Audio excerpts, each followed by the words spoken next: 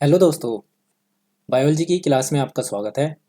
और हम बायोलॉजी का फर्स्ट पार्ट में हम डिस्कशन कर चुके हैं कि बायोलॉजी में क्या क्या कौन कौन से पार्ट्स होते हैं बायोलॉजी के अंदर, उसके भाग क्या क्या होते हैं। कुछ क्वेश्चन भी वहाँ पे कवर किए थे पार्ट वन में। तड़का सीरीज के नाम से आपको वीडियो मिल जाएगी प्लेलिस्ट में, जाकर आप देख सकते हैं।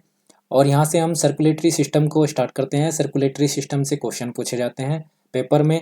और सर्कुलेटरी सिस्टम के अंदर क्या क्या भाग आते हैं, ब्लड और हार्ट के बारे में हम पढ़ेंगे।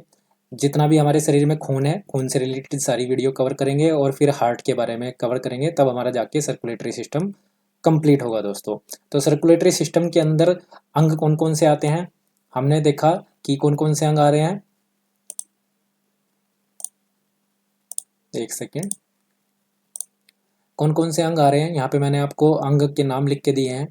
कि सबसे पहला है ब्लड।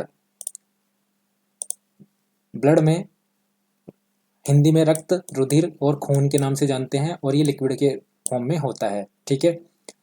अगला है हार्ट। सर्कुलेटरी सिस्टम के पार्ट पढ़ा रहा हूँ, अंग कौन कौन से होंगे इसके। सर्कुलेटरी सिस्टम, परिसंचरण तंत्र इसको हिंदी में बोलते हैं। और परिसंचरण तंत्र के अंदर ब्लड और हार्ट और ब्लड वेसल्स, जितनी भी हमारी रक्त वाहिकाएं होते हैं जिनमें ब्लड बहता है, वो सब आते हैं। और लसिकाएं आते हैं, लिम्स, इसके बारे में पढ़ेंगे हम आगे। तो आप ये चार अंग के नाम नोट कर लें। इनमें मेन हम पढ़ेंगे रक्त के और हृदय के बारे में। ठीक है। जितना भी हार्ट में और ब्लड में जितना भी क्वेश्चन पूछा जाता है वो सारे कवर करेंगे दोस्तों। आप नोट कर लीजिएगा, एक एक चीज, एक एक सीरीज वाइज आपको वीडियो मिलेगी। ये पार्ट टू होगा। ठीक है। पार्ट वन में हमने डिस्कस किया था कि बायोलॉजी में क्या क्या भाग होते हैं और कौन किसने इसकी खोज की थी, वो कुछ क्वेश्चन जाने थे वहाँ से। आइए यहाँ से क्वेश्चन जानते हैं। अगला, angiology. Angiology the study about circulatory system. Circulatory system की अगर हम स्टडी के बारे में बात करते हैं तो वो उसे बोलते हैं एंजियोलॉजी। एंजियोलॉजी परिसंचरण तंत्र का अध्ययन क्या कहलाता है, एंजियोलॉजी कहलाता है। परिसंचरण तंत्र का अध्ययन एंजियोलॉजी कहलाता है। Question one. अगला, father of angiology, William Harvey.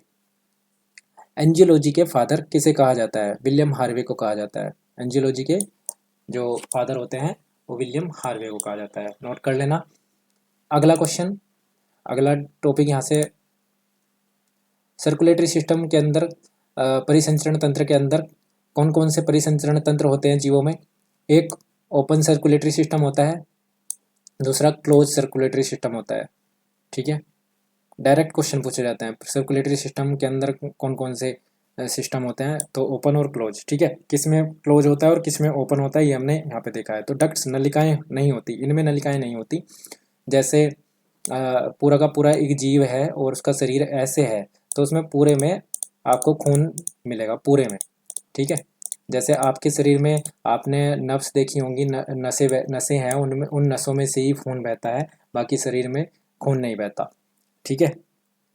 तो यहाँ पे जो डक्ट्स होती है वो नहीं होती। डक्ट्स मतलब नलिकाएं या ब्लड वेसल्स। ठीक है। और यहाँ पे जो बंद होता है, जो बंद परिसंचरण तंत्र है, जो सर्कुलेटरी सिस्टम क्लोज होता है, उसमें नर्व्स होती हैं। ठीक है। यहाँ से क्वेश्चन बनता है कि कौन से सर्कुलेटरी सिस्टम में नर्व्स या ब्लड वेसल्स या फिर डक्ट्स होती हैं। ठीक है। यहाँ से क्वेश्चन हो गया। जो हमारा ओपन सर्कुलेटरी सिस्टम है, ओपन सर्कुलेटरी सिस्टम है, इसमें डक्ट्स नहीं होती।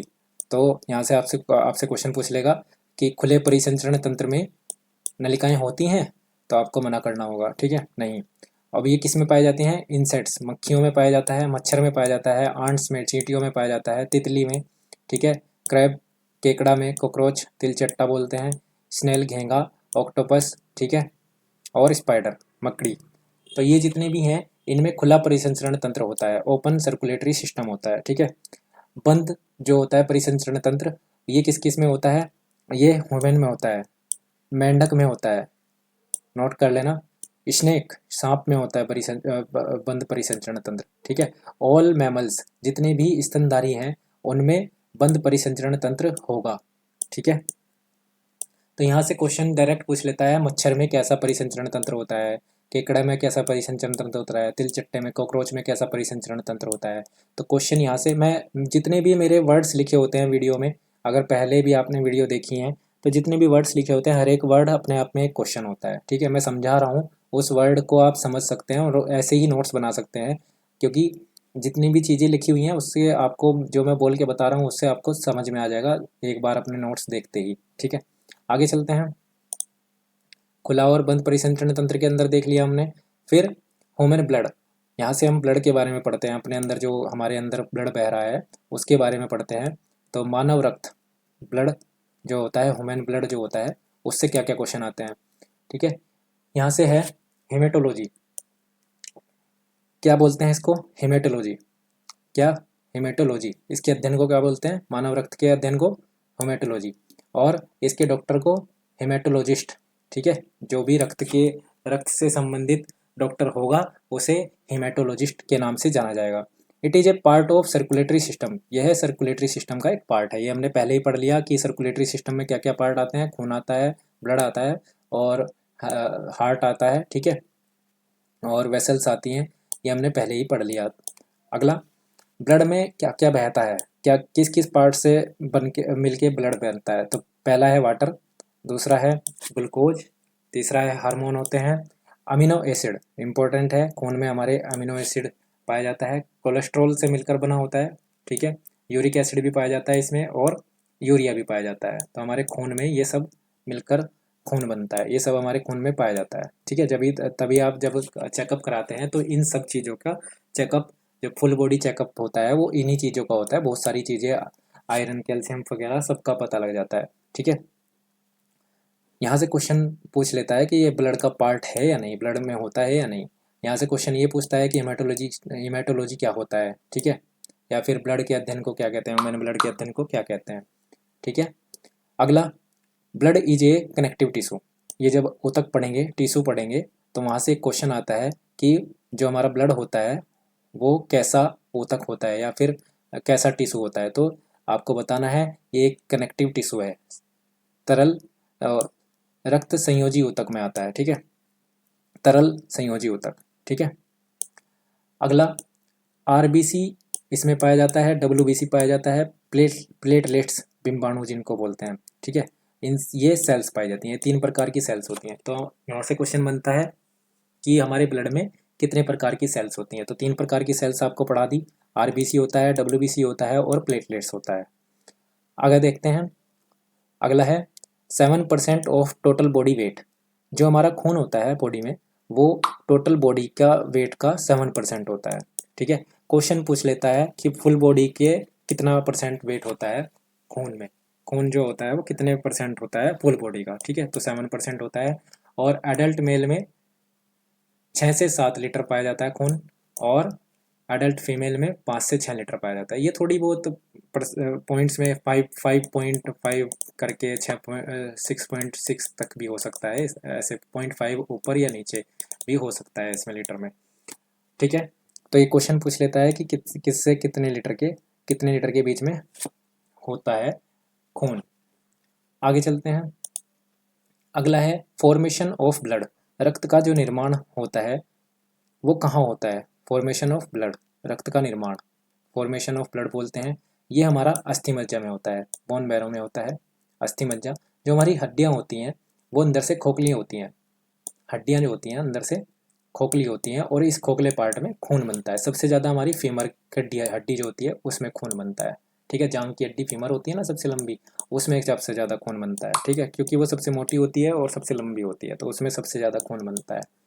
आगे, एम्ब्रियो, भ्रूण जो होता है, जो माँ के पेट में बच्चा होता है, एम्ब्रियो बोलते हैं उसको। ठीक है, भ्रूण में जो खून बनता है वो लीवर में बनता है। भ्रूण का जो खून बनता है सबसे पहले लीवर में बनता है। ठीक है, माँ के पेट में जो बच्चा होता है, सीधा सीधा ये बोल सकते हैं, तो उसका खून कहाँ बनता है? उसका खून लीवर में बनता है।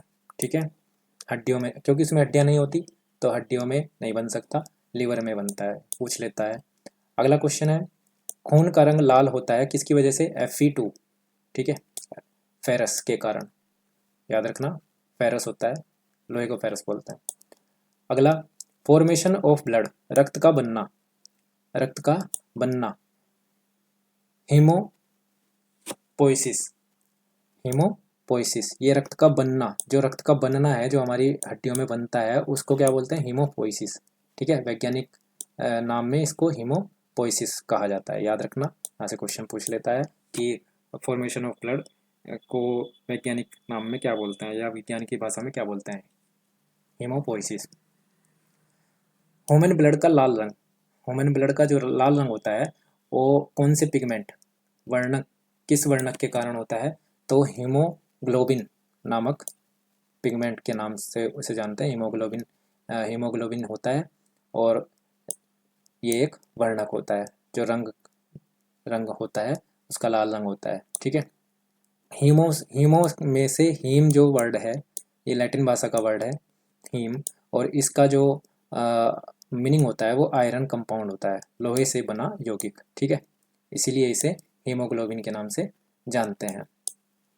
ठीक है, यहाँ से क्वेश्चन आपके जितने बन रहे हैं इस पार्ट में वो मैंने कवर किए हैं और सब के सब अपने आप में इम्पोर्टेंट हैं। इसी का नेक्स्ट पार्ट, तीसरा पार्ट आएगा, उसमें आगे रक्त के बारे में ही जानेंगे। तब तक के लिए अपना ध्यान रखिए और चैनल को सब्सक्राइब कर लीजिए, वीडियो को लाइक कर दीजिए, जिससे मुझे भी आगे मोटिवेशन मिलता रहे। और जितने भी मैंने लाइन लिखी हैं हर लाइन से आपको क्वेश्चन मिलेगा, ये मेरी गारंटी है। ठीक है, नोट कर लीजिए जिससे आपको बार बार वीडियो ना देखना पड़े, बार दोबारा से देखकर नोट कर सकते हैं। चलिए, तब तक के लिए धन्यवाद, मिलते हैं नेक्स्ट वीडियो में।